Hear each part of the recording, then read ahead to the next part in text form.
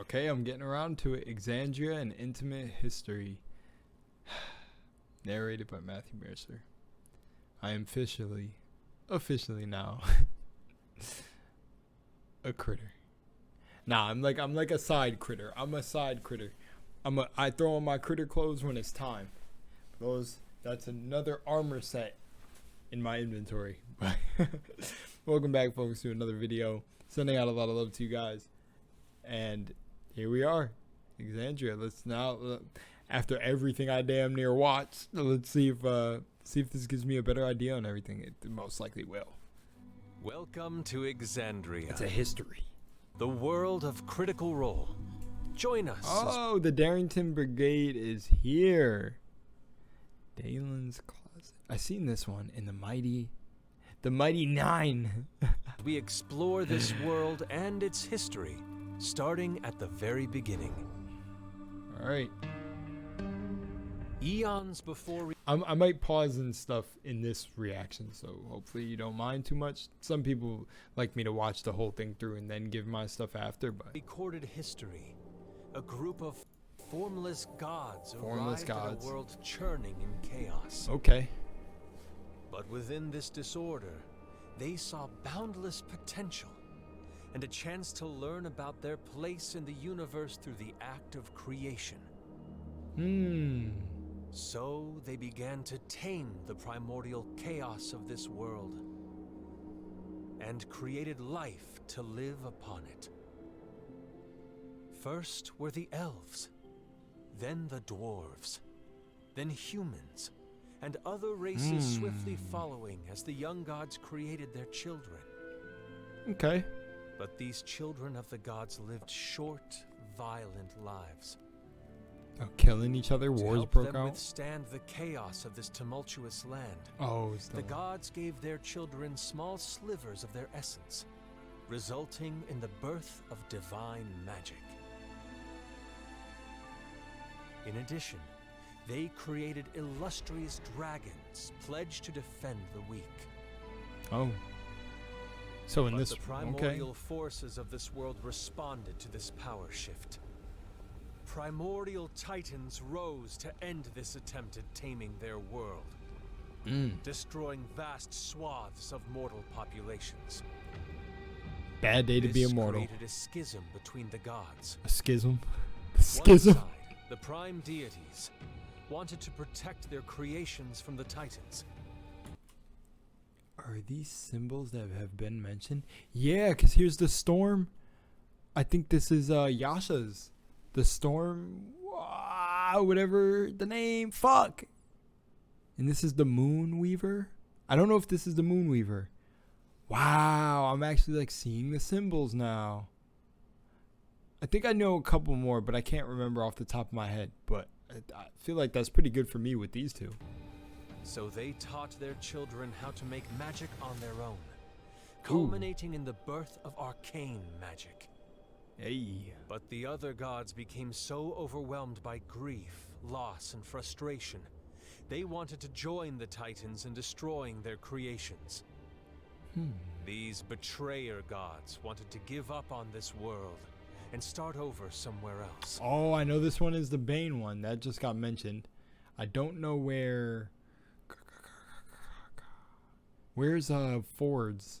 Is Ford's just like some Eldritch Cthulhu shit, so it's like not on here? Because that's some ancient shit, but...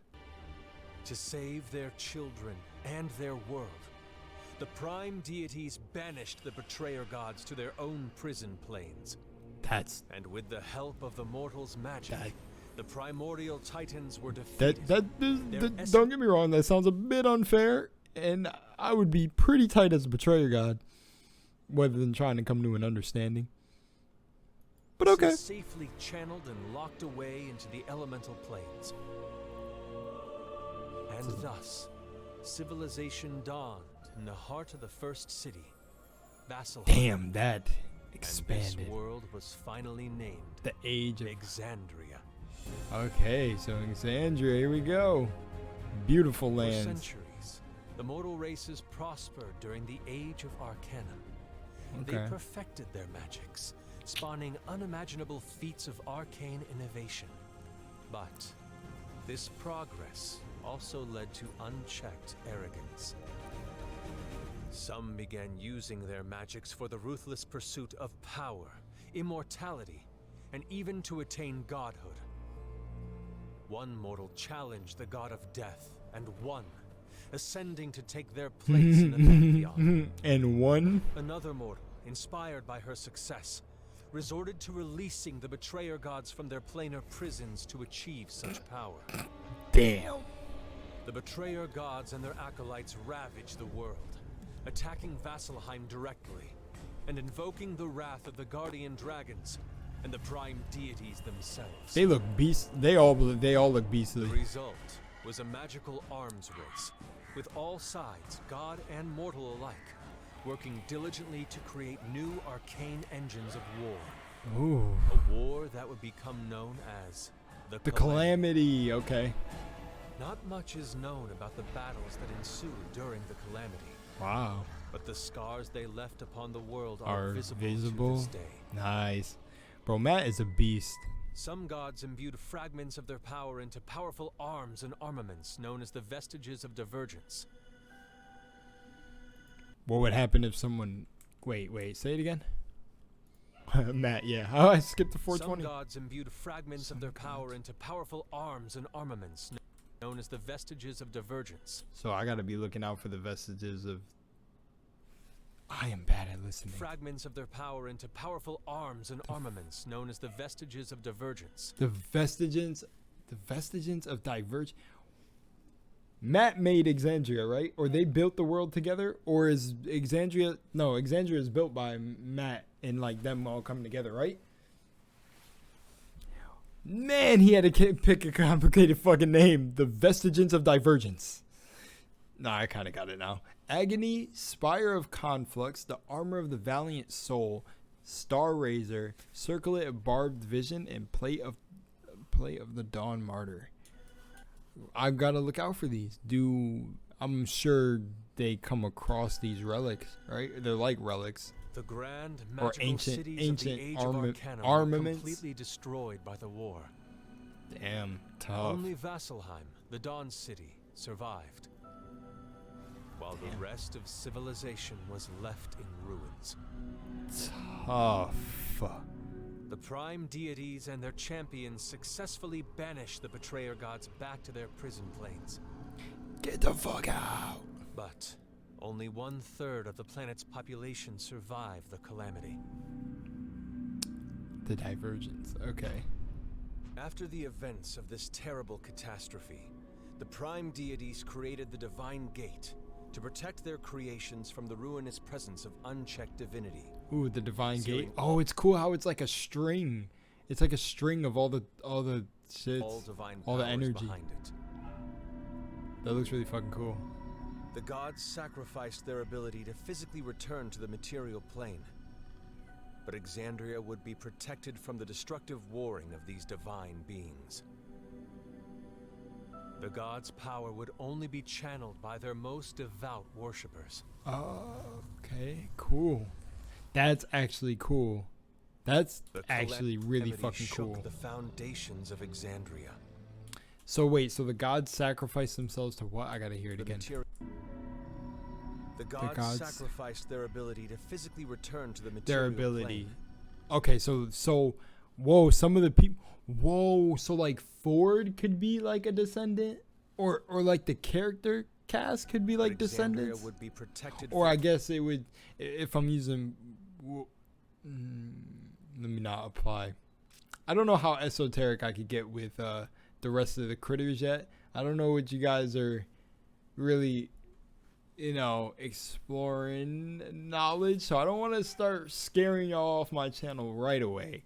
So I don't want to get too deep, but like, so the characters could be fragments of these gods from the per se, like the warring of these divine. I'm trying to think about it because he said they sacrificed themselves to return here, or sacrifice their ability to be down here. The gods sacrificed their ability to physically return to the material plane. So technically, it could literally be like Ford, Grog, Vax, and them, right? The gods' power would only be channeled by their most devout worshippers. And their power can be only, oh, literally, yeah, literally, Yasha does the storm guy, I forgot his name. Ford does whatever Cthulhu fucking beholder shit that is. Maybe, almost seemed like Asmodeus. But I think Asmodeus, I don't know. And then, what's her name? Jester, the Traveler. I don't know if Caleb or Bo. The calamity shook the foundations of Exandria. But from it, And they don't necessarily no, they do kind of channel the power. Sometimes, I guess. new cities and new cultures were spawned. Will the mistakes of the past be learned from? That looks fucking cute. Or will history repeat itself? Look, it's low-key Fern. On the continent to the west, the dwarves had taken to their mountains. But after a generation, the elves returned to this land and named it Gwasar. Gwasar. Eventually, humans came to Gwasar, and with them Humans. they brought chaos and passion. Chaos and passion. King Warren Dressig and his sons waged a war. You can only bring what you're created from, right? They're all created from these creations, so they are the gods. They're the archetype of whatever the god, or whatever the energies were that brought them here. They were the same as, so it's for gonna the come. land before the Dressig rule was felled by Zan Taldore.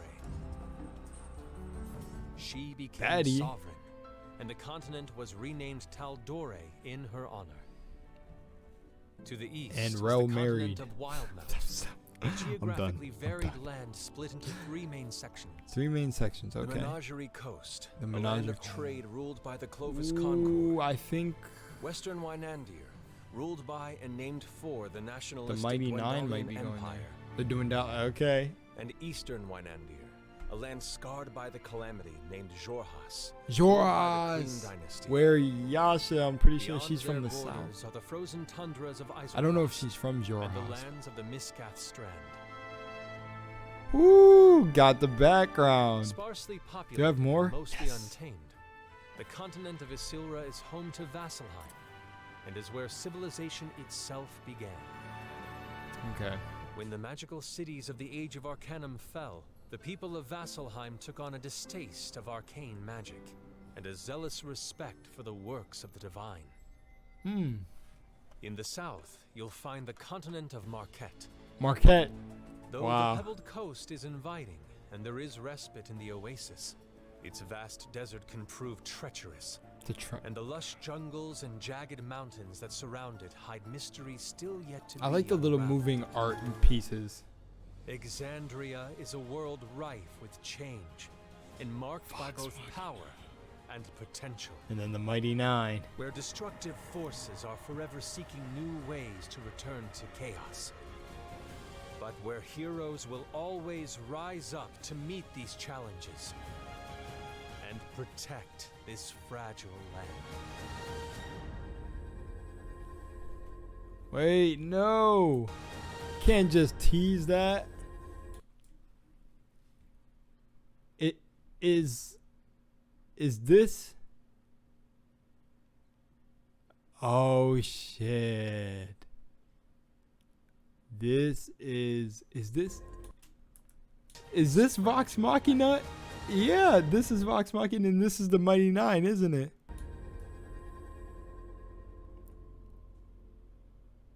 That was cold. I think I seen Jester. Whoa.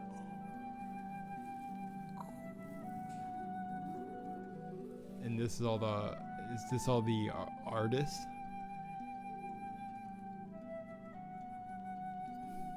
Yeah, I think this is all the artists, right? Cool, beautiful. It is literally. There we go. I got my history lesson on Exandria. Holy shit. That is. Oh, Matt Mercer is Exandria's architect. I for a minute like had this weird like brain fart that made me think that like Matt didn't make Exandria.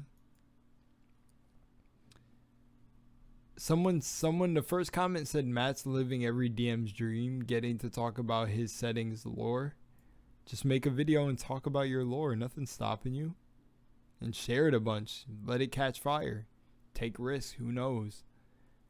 For anyone wondering, there's basically zero spoilers in this for both campaigns. There was actually spoilers, but you have to have a keen eye to catch it, I think, which was right here. Heroes will to chaos.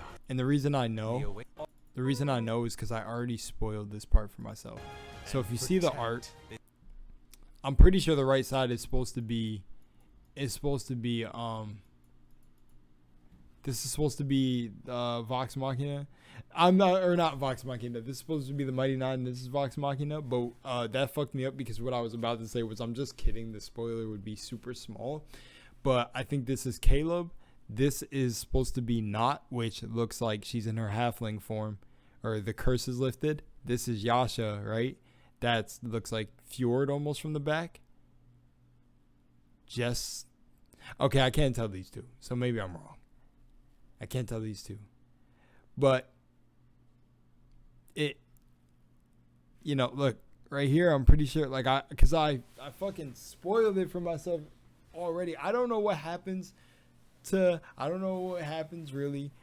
Like I was telling someone in my stream, I don't know what necessarily happens to Veth Veth and Not or Sam's character. I don't know. I just seen the character sheets because I wanted a better idea, and I was like, I looked at the character sheets and boom, it showed Veth. I was, who the fuck's Veth?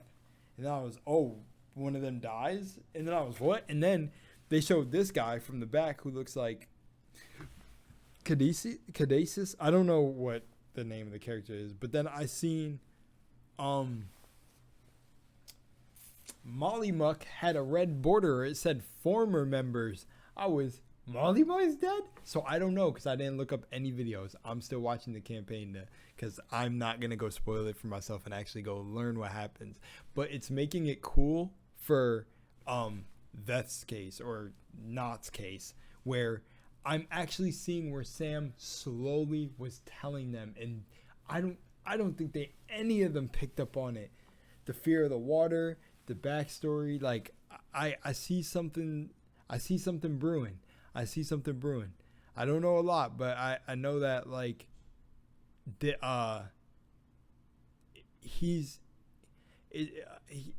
by how he's saying it, it sounds like he's literally talking about himself. I wonder if anyone else has picked up on it so far. I've been trying to look for cues, but they don't notice. And oh man, it is amazing to watch unfold. They're like Caleb and Not are like brilliant characters for me with that. And same with Fjord, and Yash. I mean, they're all complex. They're all complex. They're all really good. And it makes me happy because it's exactly how I would want to play a character. Like, I'm not even going to lie. It's like, it's a little bit.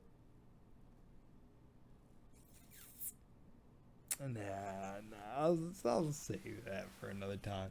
All right, I'll see you guys in another video. Again, thank you for all the support from the fucking critters, from the D&D peeps. Seriously, this shit has been. It's been. If you're here at this point of the video, it's been a thing. You know, someone recently, only one person, said like, you know, why, like, I think they were like Australian, just because of like the oi mate. I'm not sure, and not judging or anything, but was like, why do you like fake your reactions for views? And I know I'm gonna get that stuff as I begin to grow. I'm gonna get that stuff, so I don't really care. Like I've known in advance for basically years, and I had a previous YouTube channel to doing this, but it wasn't reactions. But someone on there said like I was like faking shit too. And I don't have the time to be wasting my time doing this. Like, if you think no, I just like want to say this for anyone who may get the idea. So this is a special video for y'all who are still listening. Just think, like, why would I be wasting my time to continuously putting video? Like, there's no gain I get from this. I'm literally I'm experiencing the love I already have for myself. It's like I'm getting a reflection of the love I show myself through you guys. Like a comment that almost like fucking brought me to tears was someone talking about me condensing the whole 4 hours of the campaign down and making it like digestible, or like showing like how I was reacting to it, the best moments. And I'm literally flowing. I'm not following any like guide to what you guys may like want to see. Like that I take the suggestions, but I mean, like, I'm not like holding it to like I have to be some pristine standard. I'm just saying, hey, this is what I would like to see. Let's see if other people like it. And I don't know. I just like, that's like the one thing that I think it doesn't truly bother me, but will stick for a while until I can truly get over it, is there's no reason for me to fake any of this. Like in my videos, I like am extra with parts of my personality because, yeah, like I'm being free and having fun. So yeah, if you ran into me in life, I'm pretty, like, if you see on stream, I'm way more chill. I am. But alone, by myself, I'm having fun. So I just want you guys to feel that through the video. So if it seems like that, I'm actually enjoying this shit so much. I'm literally, look at my past streams. I kept saying, like, what was funny? To one person that stopped by, oh man, I'm just ranting at this point, 21 minutes. Somebody stopped in, or not somebody, like, I know them by name. I don't know if, like, saying their name is weird, but Purple, just because that's their screen name. Purple, and everyone else, thank you to everyone else stopping in too. But the main one who's been talking a lot is this person named Purple something, but I just go by Purple, or I'll just be calling them Purple. And said, hey, it's good to see you finally get into some gaming, because literally when I even turn on the stream, I cannot get out of fucking Critical Role. I sit there, I end an episode, I'm like, okay, it's time to game. And then I'm like, no, I just got to continue. I got to watch the next one. I can't stop. It's fun. And I have the time to do it because I work from home. So it's like, I have the time to do it. I was even thinking about, maybe, why don't I just condense the episodes I'm watching and make them, parts. But, I don't know. There's so many things I could do. But, yeah, all right. If you made it this far, drop a comment below. Say, like, put Lunar the Critter if you made it this far. Put Lunar the Critter.